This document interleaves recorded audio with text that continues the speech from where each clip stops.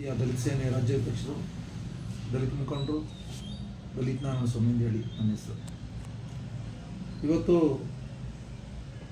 ನಾವು 2013ರಲ್ಲಿ ಮೀಸಲು ಕ್ಷೇತ್ರವಾಗಿರ್ತಕ್ಕಂಥ ಮುಳಬಾಗಿಲು ಕ್ಷೇತ್ರ ಅಲ್ಲಿ ನಡೆದಿರ್ತಕ್ಕಂಥ ಜಿ ಕೊತ್ತೂರು ಮಂಜುನಾಥ್ ಅವರು ಸುಳ್ಳು ಜಾತಿ ಪ್ರಮಾಣ ಪತ್ರ ಪಡೆದು ಆ ಭಾಗದಲ್ಲಿ ಶಾಸಕರಾಗಿದ್ದಾರೆ. ಹಾಗಾಗಿ ಆ ವಿಚಾರವನ್ನು ಖಂಡಿಸಿ ಇಡೀ ರಾಜ್ಯಾದ್ಯಂತ ಹೋರಾಟಗಳು, ಪ್ರತಿಭಟನೆಗಳು ಸತತವಾಗಿ ನಡೀತಾನೆ ಬಂದಿತ್ತು.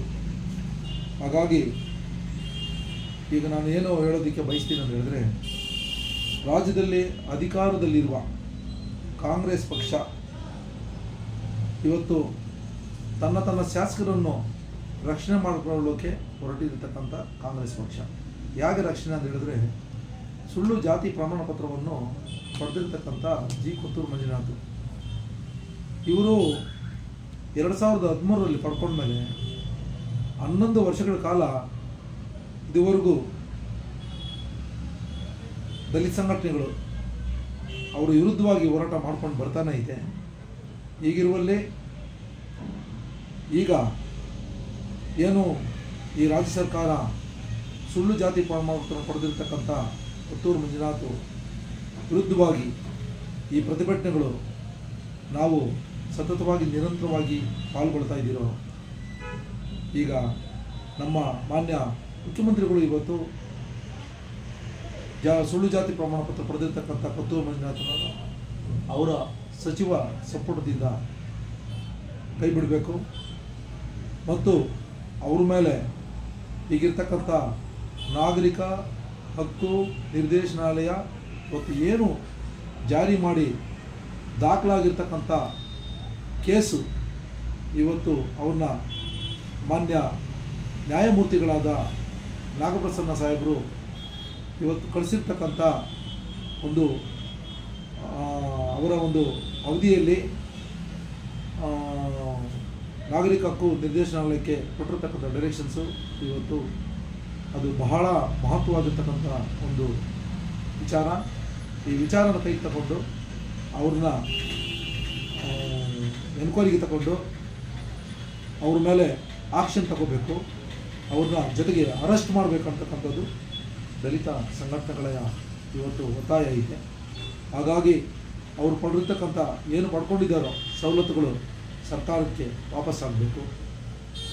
ಇದರ ಒಂದು ಜೊತೆಗೆ ಇವತ್ತು ನಾವು ಏನು ಈ ಕ್ಷೇತ್ರವನ್ನು ದಲಿತರ ಒಂದು ಮೀಸಲು ಕ್ಷೇತ್ರ ಆಗೈತೆ. ನಮ್ಮ ಕೋಲಾರ ಜಿಲ್ಲೆಯಲ್ಲಿ 3ರಿಂದ 3 ಜನ MLAಗಳು, ಒಬ್ಬ MP ಬರ್ತಾರೆ ಮೀಸಲು ಕ್ಷೇತ್ರ. ಈ ಮೀಸಲು ಕ್ಷೇತ್ರದಲ್ಲಿ ಈ ರೀತಿಯಲ್ಲಿ ಇಲ್ಲೇ ಮೀಸಲು ಕ್ಷೇತ್ರದಲ್ಲಿ ನಮಗೆ ಸಿಕ್ಕಬೇಕಿರ್ತಕ್ಕಂಥ ಸವಲತ್ತುಗಳು ಬೇರೆಯವರು ಪಡ್ಕೊಂಡು ಹೋಗ್ತಾ ಇದ್ದರೆ ತುಂಬ ಅನ್ಯಾಯ. ನಮ್ಮ ಮೇಲೆ ಮಾಡ್ತಕ್ಕಂಥ ದೌರ್ಜನ್ಯ, ಸಂವಿಧಾನವನ್ನು ರಕ್ಷಣೆ ಮಾಡ್ತಕ್ಕಂಥ ಕಾಂಗ್ರೆಸ್ ಸರ್ಕಾರ ಇವತ್ತು ಏನಾನ ದಲಿತರಿಗಾಗಿ ಉಳಿದೈತೆ, ದಲಿತರಿಗಾಗಿ ನಾವು ಸಹಕಾರ ನಿಮಗೆ ನಾವು ಮಾಡ್ತೀನಿ ಅಂತ ಹೇಳಿದ್ರೆ ಸಂವಿಧಾನ ರಕ್ಷಣೆ ಮಾಡ್ತಕ್ಕಂಥ ಕಾಂಗ್ರೆಸ್ ಸರ್ಕಾರ ಇವತ್ತು ಕೂಡಲೇ ಸರ್ ಈಗ ವಜಾ ಮಾಡಬೇಕಂತ ಈಗ ತಾವು ಹೇಳ್ತಾ ಇದ್ರೆ ಕಾಂಗ್ರೆಸ್ ಸರ್ಕಾರ ಬಂದು ದಲಿತರಿಗೆ ರಕ್ಷಣೆ ಮತ್ತು ಸಂವಿಧಾನ ರಕ್ಷಣೆ ಮಾಡೋದು ಒಂದೇ ಪಕ್ಷಾಂತರ ಅಂದರೆ ಇದುವರೆಗೂ BJP ಪಕ್ಷದವರೇನು ಸಂವಿಧಾನನ ರಕ್ಷಣೆ ಮಾಡಲಿಲ್ವಾ?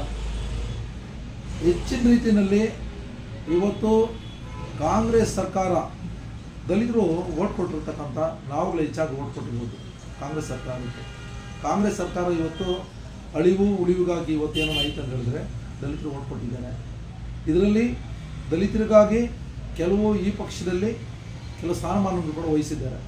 ಆದ್ದರಿಂದ ಅದೇ ರೀತಿಯಲ್ಲಿ ಇವತ್ತು ನಡೆದಿರ್ತಕ್ಕಂಥ ಕೊತ್ತೂರು ಮಂಜುನಾಥ್ ಅವರ ವಿಚಾರ ಸುಳ್ಳು ಜಾತಿ ಪ್ರಮಾಣ ಪತ್ರದಲ್ಲೂ ಸಹ ಕೈ ಜೋಡಿಸಿ ಆತನ್ನ ಸಂಪುಟದಿಂದ ವಜಾಗೊಳಿಸಬೇಕಂತೇಳಿ ನಾವು ಒತ್ತಾಯ ಮಾಡ್ತಾ ಇದ್ರಿ. ವಿರುದ್ಧವಾಗಿ ಕೋಲಾರ ಜಿಲ್ಲೆಯಲ್ಲಿ 22ನೇ ತಾರೀಕು ಬೃಹತ್ವಾಗಿರ್ತಕ್ಕಂಥ ಹೋರಾಟವನ್ನು ಹಮ್ಮಿಕೊಳ್ತಾ ಇದ್ದೀವಿ. ತಾವು 11 ವರ್ಷಗಳಿಂದ ನಿರಂತರವಾಗಿ ಹೋರಾಟ ಮಾಡ್ತಾನೆ ಬಂದಿದ್ದೀರಾ. ಅಂದರೆ ಕೋಲಾರಲ್ಲೂ ಹೋರಾಟ ಮಾಡಿದ್ರೆ, ಬೆಂಗಳೂರಲ್ಲಿ ಪತ್ರಿಕಾಗೋಷ್ಠಿಯನ್ನು ಕೂಡ ಕರೆದಿದ್ದೀರಾ. ಅಂದರೆ ಇದುವರೆಗೂ 11 ವರ್ಷಗಳ ಕಾಲ ಏನು ನೀವು ಹೋರಾಟ ಮಾಡ್ಕೊಂಡು ಬಂದಿದ್ದೀರಾ, ಅದಕ್ಕೆ ಪ್ರತಿಯಾಗಿ ಸರ್ವೋಚ್ಚ ನ್ಯಾಯಾಲಯ ಇರ್ಬೋದು, ಜೊತೆಗೆ ರಾಜ್ಯ ಉಚ್ಚ ನ್ಯಾಯಾಲಯ ಇರ್ಬೋದು, ಎರಡೂ ಸಹ ಏನು ಮಾಡಿದೆ, ಕೊತ್ತೂರು ಮಂಜುನಾಥ್ ಅವರ ವಿರುದ್ಧವಾಗಿಯೇ ತೀರ್ಪನ್ನು ಕೊಟ್ಟಿದ್ದಾರೆ. ಈ ವಿಚಾರದಲ್ಲಿ ಅಧಿಕಾರಿಗಳು ಯಾಕೆ ಬಂಧನ ಮಾಡ್ತಲ್ಲ ಅವ್ರನ್ನ? ಈಗ ಸ್ಪಷ್ಟವಾಗಿ ಸರ್ವೋಚ್ಚ ನ್ಯಾಯಾಲಯ ಹಾಗೂ ಉಚ್ಚ ನ್ಯಾಯಾಲಯ ಇದೆಯಲ್ಲ, ರಾಜ್ಯ ಉಚ್ಚ ನ್ಯಾಯಾಲಯ ಎರಡೂ ಹೇಳಿದೆ, ಅವ್ರನ್ನ ಕೂಡಲೇ ತನಿಖೆ ಮಾಡಿ ಬಂಧನ ಮಾಡಿ ಅಂತ ಹೇಳಿದ್ದಾರೆ. ಆದರೆ ಯಾಕೆ ಬಂಧಿಸ್ತಲ್ಲ? ಇದರಲ್ಲಿ ಏನಾದರೂ ರಾಜಕೀಯ ಷಡ್ಯಂತ್ರ ಇದೆಯಾ? ಈಗಾಗಲೇ ನಾನು ತಮ್ಮಲ್ಲಿ ಇನ್ನೂ ಒಂದು ವಿಚಾರನ 2024 ಸನ್ಮಾನ್ಯ ನ್ಯಾಯಮೂರ್ತಿಗಳಾದ ನಾಗಪ್ರಸನ್ನ ಸಾಹೇಬರು ಏನು ಈ ಕ್ರಿಮಿನಲ್ ಪ್ರಕರಣವನ್ನು ಏನು ಇವತ್ತು ನಮಗೆ ಇದು ಕೊತ್ತೂರು ಮಂಜುನಾಥ್ ಅವರ ವಿಚಾರದಲ್ಲಿ ದಸ್ತಗಿರಿ ನಡೆಸಬೇಕಂದಿರ್ತಕ್ಕಂಥದ್ದನ್ನು ಇವತ್ತು ಇದು ಒಂದು ಕ್ರಿಮಿನಲ್ ಪ್ರಕರಣವಾಗೈತೆ, ಜಾತಿ ಕದ್ದ ವ್ಯಕ್ತಿ ಅಂತ ಹೇಳಿದ್ದಾರೆ ಅವರು. ಆದ್ದರಿಂದ ಇವತ್ತು ಈ ಸರ್ಕಾರ ಏನು ಮಾಡ್ತಾ ಇದ್ದಾರೆ, ಕೊಟ್ಟಿರ್ತಕ್ಕಂಥ ತೀರ್ಪು ಮುಖಾಂತರದಲ್ಲಿ ಏನಾದ್ರು ನಡೆಸಿದ್ರೆ ಇವತ್ತು ಅರೆಸ್ಟ್ ಆಗ್ತಾನೆ. ಇವರು ಅಧಿಕಾರಿಗಳು ಏನು ಮಾಡ್ತಾ ಇದ್ದಾರೆ, ಅಧಿಕಾರಿಗಳು ಮೀನಾವೇಶ ಇಡಿಸ್ತಾ ಇದ್ದಾರೆ. ಅಧಿಕಾರಿಗಳಿಗೆ ಭಯ, ತನ್ನ ಸ್ಥಾನಗಳನ್ನು ಉಳಿಸ್ಕೊಳ್ಬೇಕು, ಅಧಿಕಾರಿನೆಲ್ಲನ ಟ್ರಾನ್ಸ್ಫರ್ ಮಾಡಿಸ್ಬಿಡ್ತಾರೆ ಅಂತ ಹೇಳ್ತಕ್ಕಂಥದ್ದು ಅಧಿಕಾರಿಗಳಲ್ಲಿ ಭಯ ಐತೆ. ಸರ್ಕಾರ ಇವಾಗ ರನ್ನಿಂಗಲ್ಲಿರ್ತಕ್ಕಂಥ ಸರ್ಕಾರ, ಇವತ್ತು ಅವ್ರದ್ದೇ ಆಗಿರ್ತಕ್ಕಂಥ ಸರ್ಕಾರ, ಕೊತ್ತೂರು ಮಂಜುನಾಥ್ ಅವರು ಕಾಂಗ್ರೆಸ್ ಸರ್ಕಾರದಲ್ಲೇ ಇದ್ದಾರೆ. ಹಾಗಾಗಿ ಈ ಸರ್ಕಾರದಲ್ಲಿ ಎಲ್ಲೋ ಒಂದು ಕಡೆ ಅವ್ರಿಗೆ ಭಯ ಬಂದೈತೆ ಅಧಿಕಾರಿಗಳಿಗೆ. ಯಾರಿಗೆ? ಈ ನಾಗರಿಕ ಹಕ್ಕು ನಿರ್ದೇಶನ ಗೆ ಅಂದರೆ ನಾಗರಿಕ ಹಕ್ಕು ಜಾರಿ ನಿರ್ದೇಶನಾಲಯ ಅವರಿಗೆ ಇವತ್ತು ಭಯ ಐತೆ. ಆದ್ದರಿಂದ ಯಾರು ಭಯ ಪಡತಕ್ಕಂಥ ಅಗತ್ಯ ಬೇಡ. ದಯವಿಟ್ಟು ಅವ್ರನ್ನ ಈ ಕೂಡಲೇ ಸಚಿವ ಸಂಪುಟದಿಂದ ವಜಾಗೊಳಿಸಿ, ನಂತರ ದಲಿತರಿಗಾಗಿ ಇವತ್ತು ಏನು ಆ ಮೀಸಲು ಕ್ಷೇತ್ರದಲ್ಲಿ ಗೆದ್ದು ಬಂದಿರತಕ್ಕಂಥ ವ್ಯಕ್ತಿ ಇವತ್ತು ನಮ್ಮ ಒಂದು ಮೀಸಲಾತಿಯನ್ನು ಗಮನಿಸ್ಕೊಂಡಿದ್ದಾನೆ. ಇದು ನಾವು ಯಾರೂ ಸಹಿಸಲ್ಲ ಸರ್. ಈಗ ಕೊತ್ತೂರು ಮಂಜುನಾಥ್ ಅವರು ಜಾತಿ ಪ್ರಮಾಣ ಪತ್ರ ಸುಳ್ಳು ಮಾಡಿದ್ದಾರೆ ಅಂತ ಯಾರಾದರೂ ದೂರು ಕೊಟ್ಟಿದ್ದೀರಾ? ಪೊಲೀಸ್ ಇಲಾಖೆಗಾಗಲಿ ಇಲ್ಲಾಂದ್ರೆ ರಾಜ್ಯ ಚುನಾವಣಾ ಆಯೋಗಕ್ಕೆ ಏನಾದರೂ ದೂರು ಸಲ್ಲಿಸಿದ್ರಾ ನೀವು? ಲಿಖಿತ ರೂಪದಲ್ಲಿ ಏನಾದರೂ ಕೊಟ್ಟಿದ್ದೀರಾ? ಈ ವಿಚಾರಕ್ಕೆ ಸಂಬಂಧಪಟ್ಟಂಗೆ ಮಾನ್ಯ ಮುಖ್ಯಮಂತ್ರಿಗಳಿಗೆ ನಾವು ಕೊತ್ತೂರು ಮಂಜುನಾಥ್ ವಿಚಾರದಲ್ಲಿ ಸುಳ್ಳು ಜಾತಿ ಪ್ರಮಾಣ ಪತ್ರವನ್ನು ಪಡೆದುಕೊಂಡಿದ್ದಾರೆ, ನಮ್ಮ ಮೀಸಲು ಕ್ಷೇತ್ರ ಕಬಳಿಕೆ ಮಾಡಿದ್ದಾರೆ ಅಂತ ಹೇಳಿ ಮಾನ್ಯ ಈ ರಾಜ್ಯದ ಮುಖ್ಯಮಂತ್ರಿ ಸಿದ್ದರಾಮಯ್ಯ ಸಾಹೇಬರಿಗೆ ನಾವು ಲೆಟ್ರು ಕೊಟ್ಟು ಆ ಲೆಟ್ರು ಸಮಾಜ ಕಲ್ಯಾಣ ಇಲಾಖೆಗೆ ತಲುಪಿಸಿದ್ದಾರೆ. ನಂತರ ಈ ರಾಜ್ಯದ ರಾಜ್ಯಪಾಲರಾಗಿರ್ತಕ್ಕಂಥ ರಾಜ್ಯಪಾಲ ಸಾಹೇಬರಿಗೂ ಸಹ ನಾವು ಲೆಟರ್ ಕೊಟ್ಟಿದ್ದೀರಿ. ಅದನ್ನು ಸೆಕ್ರೆಟರಿಗೆ ಅದನ್ನು ಕಳಿಸ್ಕೊಟ್ಟಿದ್ದಾರೆ. ಈಗ ಅನೇಕ ಜಿಲ್ಲಾಧಿಕಾರಿಗಳಾಗಿರ್ಬೋದು ಎಲ್ಲ ಇಲಾಖೆ ವರ್ಗಗಳನ್ನ ನಾವು ಕಳಿಸ್ಕೊಟ್ಟಿದ್ದೀವಿ. ಇದನ್ನು ವಿರೋಧ ಪಕ್ಷದಲ್ಲಿ ಕೂಡ ಮಾತಾಡೋದು ಹೇಳಿ ವಿರೋಧ ಪಕ್ಷ ನಾಯಕರಿಗೆ ಕೂಡ ಲೆಟರ್ಗಳು ನಾವು ಕೊಟ್ಟಿದ್ದೀವಿ. ಯಾಕಂದರೆ ಮೀಸಲಾತಿ ಕ್ಷೇತ್ರದಲ್ಲಿ ಮೀಸಲು ಸಿಗಬೇಕಾಗಿರ್ತಕ್ಕಂಥ ವ್ಯಕ್ತಿಗೆ ಸಿಗಲಿಲ್ಲ ಮತ್ತು ಅವನು ಯಾಕೆ ಈ ರೀತಿಯಲ್ಲಿ ಸಿಗ್ತಾ ಇಲ್ಲ ಅಂತಂದರೆ ಇಂಥ ಬಲ್ಲಾಡಿಗರು, ಇಂಥ ಒಂದು ಜಾತಿ ಮೇಲೆ ದೌರ್ಜನ್ಯ ಮಾಡ್ತಕ್ಕಂಥವರು ನಮ್ಮ ಜಾತಿನಲ್ಲಿರ್ತಕ್ಕಂಥ ಕಬಳಿಕೆ ಮಾಡಿಕೊಂಡು ಹೋಗ್ತಾ ಇದ್ದಾರೆ. ಆದ್ದರಿಂದ ನೀವುಗಳು ಇದನ್ನು ಪರಿಗಣಿಸಿ ತಮ್ಮ ಸಚಿವ ಸಂಪುಟದಲ್ಲಿ ನೀವು ಇದನ್ನು ವಿರುದ್ಧವಾಗಿ ಧ್ವನಿ ಎತ್ತರಿ ಅಂತ ಹೇಳಿ ನಾವು ಹೇಳಿದ್ದೀರಿ. ಅದು ಇದುವರೆಗೂ ಯಾವುದೇ ಕಾರಣಕ್ಕೂ ಯಾವುದೇ ಒಬ್ಬ ಶಾಸಕರು ಇದುವರೆಗೂ ಧ್ವನಿ ಎತ್ತಿಲ್ಲ. ನಮ್ಮ ಕ್ಷೇತ್ರದಲ್ಲಿರ್ತಕ್ಕಂಥ ಶಾಸಕರು ಮೊದಲನೇದಾಗಿ ಇಲ್ಲಿ ಮೀಸಲಾತಿ ಪಡ್ಕೊಂಡಿರ್ತಕ್ಕಂಥ ಶಾಸಕರು, ನನ್ನ ಪಕ್ಷದಲ್ಲಿರ್ತಕ್ಕಂಥ ಶಾಸಕರು, BJP ಪಕ್ಷದಲ್ಲಿರ್ತಕ್ಕಂಥ ಶಾಸಕರು, JDS ಅಲ್ಲಿರ್ತಕ್ಕಂಥ ಶಾಸಕರು ಯಾವುದೇ ಕಾರಣಕ್ಕೂ ಈ ದಲಿತರ ಮೀಸಲಾತಿ ಇವತ್ತು ಕಬಳಿಕೆ ಆಗೈತೆ, ದಲಿತರ ಮೀಸಲಾತಿಯನ್ನು ಕದ್ದಿದ್ದಾನೆ, ದಲಿತರ ಮೀಸಲಾತಿಗೆ ಇವತ್ತು ಮೋಸ ಆಗೈತೆ ಅಂತ ಹೇಳಿ ಯಾರೇ ಒಬ್ಬ ಶಾಸಕರು ಇದುವರೆಗೂ ಧ್ವನಿ ಎತ್ತಿಲ್ಲ. ಯಾಕಂದ್ರೆ ಹೇಳಿದ್ರೆ ಅಧಿಕಾರದ ಒಂದು ಆಸೆ ಮತ್ತು ಅಧಿಕಾರದಲ್ಲಿ ನಾನು ಇರಬೇಕು, ಇವರು ವಿರುದ್ಧವಾಗಿ ನಾನು ಮಾತಾಡಿದ್ರೆ ಎಲ್ಲಿ ನಾನು ಅಧಿಕಾರಕ್ಕೆ ಮುಜುಗರ ಆಗದೈತೆ ಅಂತ ಹೇಳಿ ಯಾವುದೇ ಒಬ್ಬ ಶಾಸಕರು ಕೂಡ ಇದುವರೆಗೂ ಮಾತಾಡ್ತಾ ಇಲ್ಲ ಅಂತ ಹೇಳಿ ಇವತ್ತು ಈ ಪತ್ರಿಕಾ ಇತ್ತೀಚೆಗೆ ಅಂದರೆ ಕಳೆದ 1 ತಿಂಗಳಿಂದ ಶಾಸಕರು ಏನು ಹೇಳ್ತಾರಂದರೆ, ನನ್ನ ವಿರುದ್ಧವಾಗಿ ಯಾವುದೇ ಸಂಘಟನೆಗಳಾಗಲಿ ಮುಳಬಾಗಿಲು ತಾಲೂಕಲ್ಲಿ ಮಾತಾಡ್ತಲ್ಲ. ಅಂದರೆ ಏನು ನನ್ನ ಮೇಲೆ ಆರೋಪ ಬಂದಿರೋದು ಜಾತಿ ಪ್ರಮಾಣ ಪತ್ರ ಕದ್ದಿದ್ದಾರೆ ಅನ್ನೋ ಒಂದು ಆರೋಪ. ಈ ವಿಚಾರದಲ್ಲಿ ನನ್ನ ಎದುರು ಸೋತಂಥ ಮುನೆ ಆಂಜನಪ್ಪ ಏನಿದ್ದಾರೆ, 2ನೇ ಸ್ಥಾನದಲ್ಲೇ ಅವ್ರಿಗೆ ತಲೆ ಕೆಡಿಸಿ ಕೆಲವೊಂದು ಸಂಘಟನೆಗಳು ಎತ್ಕಟ್ಟಿ ನನ್ನ ಮೇಲೆ ಒಂದು ಸುಳ್ಳು ಆರೋಪ ಮಾಡ್ತಾ ಇದ್ದಾರೆ ಅಂತ ಶಾಸಕರು ಪ್ರತಿಕ್ರಿಯೆ ನೀಡಿದ್ದಾರೆ. ಹಂಗಾಗಿ ಇದ್ರ ಬಗ್ಗೆ ತಮಗೇನು ಅನಿಸುತ್ತೆ? ತಾವೇನು ಹೇಳ್ತಾರೆ? ಮಾನ್ಯ ಕೊತ್ತೂರು ಮಂಜುನಾಥ್ ಅವರೇ, ಅಲ್ಲ, ಅವರು ಹೇಳಿರೋದು 2ನೇ ಸ್ಥಾನದಲ್ಲಿ ಇರುವಂಥ ಮುನಿಯಾಂಜನಪ್ಪನವ್ರಿಗೆ ಎತ್ಕಟ್ಟಿ ಅವ್ರು ಮಾಡ್ತಿದ್ದಾರೆ. ಆಮೇಲೆ ಕ್ಷಮಾಪಣೆ ಕೇಳಿದ್ದಾರೆ ಅವರು, ಮುನಿಯಾಂಜಪ್ಪ ಅಂದರು. ಯಾವುದೇ ಕಾರಣಕ್ಕಾಗಲಿ ಇದರಲ್ಲಿ ಇವತ್ತು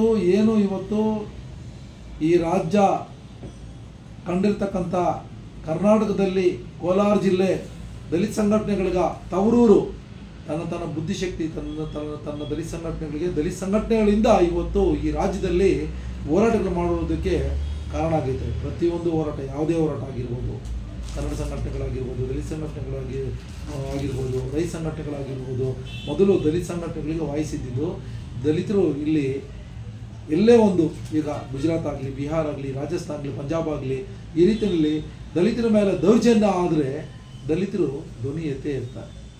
ಈ ದಲಿತರ ಧ್ವನಿ ಇವತ್ತು ರಾಷ್ಟ್ರ ಮಟ್ಟದಲ್ಲಿ, ರಾಜ್ಯ ಮಟ್ಟದಲ್ಲಿ ಇವತ್ತು ನಡುಗ್ತಕ್ಕಂಥ ವಿಚಾರಗಳಲ್ಲಿ ದಲಿತರಿಗೆ ಅಷ್ಟು ಒಂದು ಶಕ್ತಿವಾಗಿರ್ತಕ್ಕಂಥ ಡಾಕ್ಟರ್ ಬಾಬಾ ಸಾಹೇಬ್ ಅಂಬೇಡ್ಕರ್ ಅವರು ಕೊಟ್ಟಿರ್ತಕ್ಕಂಥ ಆ ಸಂವಿಧಾನ ಶಕ್ತಿ ಇವತ್ತು ಪ್ರತಿಯೊಂದು ಜಾಗದಲ್ಲೂ ಪ್ರವೇಶ ಆಗ್ತಿದೆ.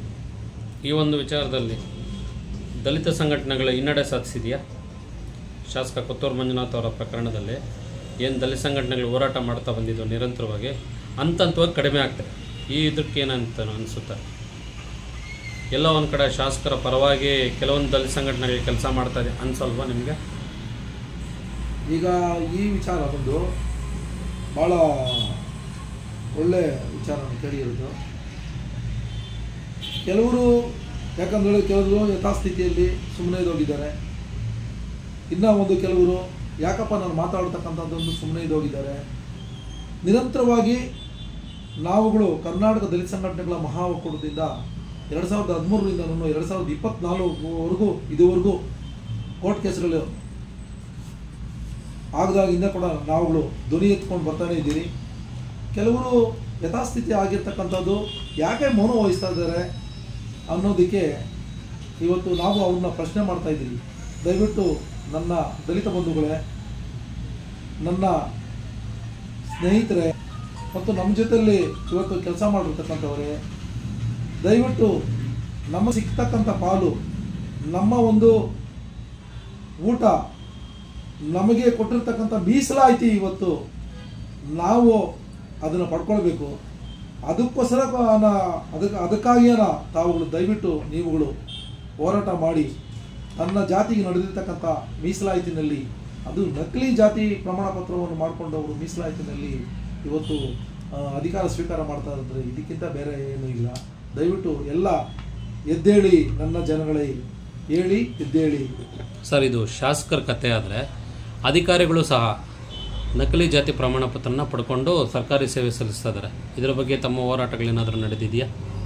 ರಾಜ್ಯದಲ್ಲಿ ಕೋಲಾರ ಜಿಲ್ಲೆನಲ್ಲೂ ನಡೆದಿದೆ ನಕಲಿ ಜಾತಿ ಪ್ರಮಾಣ ಪತ್ರಗಳು. ಅದು ಪರಿಶಿಷ್ಟ ಜಾತಿ ಇರ್ಬೋದು, ಪರಿಶಿಷ್ಟ ಪಂಗಡ ಇರ್ಬೋದು, ಎರಡರಲ್ಲೂ ಸಹ ಒಂದು ನಕಲಿ ಜಾತಿ ಪ್ರಮಾಣ ಪತ್ರ ತಗೊಂಡು ಸರ್ಕಾರಿ ಸೇವೆ ಸಲ್ಲಿಸ್ತಾ ಇದ್ದಾರೆ. ಈ ಒಂದು ಪ್ರಕರಣಗಳು ಕೂಡ ಗಂಭೀರವಾಗಿ ಕೇಳಿ ಬರ್ತಾ ಇದೆ. ಇದರ ಬಗ್ಗೆ ತಾವೇನು ಹೇಳ್ತೀರಾ? ಈಗಾಗಲೇ ಸುಮಾರು ಒಂದು 5 ವರ್ಷ ಹಿಂದೆ ನಾವು ಸುಮಾರು ಒಂದು ನಾಗರಿಕ ಹಕ್ಕು ನಿರ್ದೇಶನಾಲಯಕ್ಕೆ ನಾವು ಅರ್ಜಿ ಕೊಟ್ಟಿದ್ದೀರಿ.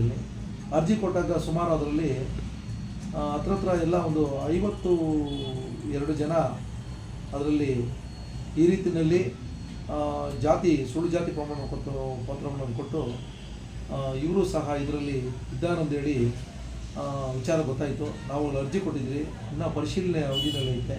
ಮತ್ತು ಏನು ಅಟ್ರಾಸಿಟಿ ಕಮಿಟಿ ಮೀಟಿಂಗ್ಗಳಲ್ಲಿ ನಾವು ಕೂಡ ಅವಾಗ ಧ್ವನಿ ಎತ್ತೀವಿ. ಈ ರೀತಿಯಲ್ಲಿ ನಮ್ಮ ಒಂದು ಜಾತಿಗೆ ಸಿಗ್ತಕ್ಕಂಥ ಸೌಲಭ್ಯವನ್ನು ಬೇರೆಯವರೆಲ್ಲ ಪಡ್ಕೊಂಡು ಈ ರೀತಿಯಲ್ಲಿ ಹೋಗ್ತಾ ಇದ್ದಾರೆ. ಅದರಿಂದ ಇದನ್ನೆಲ್ಲ ಪರಿಗಣಿಸಿ ಅಂತೇಳಿ ಏನು ಆ ಜಿಲ್ಲಾ ಕಮಿಟಿಯಲ್ಲಿ ನಡೆಯತಕ್ಕಂಥ ಸಭೆಯಲ್ಲಿ ಏನು SP ಸಾಹೇಬರಾಗಿರ್ಬೋದು, DSP ಅವರು ಒಂದು ಮೀಟಿಂಗ್ ತಿಳ್ಕೊಳ್ಳುವಾಗ ಈ ಜಿಲ್ಲೆಯಲ್ಲಿ ನಾವು ಅದನ್ನು ಸಹ ಧ್ವನಿ ಎತ್ತಿದ್ದೀರಿ. ಇನ್ನೂ ಪರಿಶೀಲನೆ ನಡೆಸ್ತಾನೆ ಇದ್ದಾರೆ. ಸರ್, ಒಟ್ಟಾರೆಯಾಗಿ ನಿಮ್ಮ ನಿರಂತರ ಹೋರಾಟ ಕೊತ್ತೂರು ಮಂಜು ಅವರು ಬಂಧನ ಆಗೋ ತನಕ ಹೋರಾಟ ನಿರಲ್ಲ. ನಮ್ಮ ಧ್ವನಿ ಈ ಒಂದು ನಮಗೆ ನೀಡಿರ್ತಕ್ಕಂಥ ಡಾಕ್ಟರ್ ಬಾಬಾ ಸಾಹೇಬ್ ಅಂಬೇಡ್ಕರ್ ಅವರು ಮೀಸಲಾತಿ ಕಬಳಿಕೆ ಆದರೆ ನಾವತ್ತು ಸುಮ್ಮನೆ ಇರೋದಿಲ್ಲ. ಆದ್ದರಿಂದ ಮೀಸಲಾತಿ ಇವತ್ತು ನಮ್ಮ ಜನ್ಮಸಿದ್ಧ ಹಕ್ಕು. ಈ ಹಕ್ಕು ಬೇರೆಯವರು ಪಡ್ಕೊಂಡ್ರೆ ನಾವು ಸುಮ್ಮನೆ ಇರೋದಿಲ್ಲ. ಆದ್ದರಿಂದ ಕೋಲಾರದಲ್ಲಿ ಇವತ್ತು ಹಂತವಾಗಿ ಹೋರಾಟಗಳು ಮಾಡ್ಕೊಂಡು ಬಂದಿದ್ದೀರಿ. ಈಗಲೂ ಸಹ ಕೋಲಾರದಲ್ಲಿ ದೊಡ್ಡ ಮಟ್ಟದಲ್ಲಿ ಹೋರಾಟ ಮಾಡ್ತಿದ್ದೀವಿ.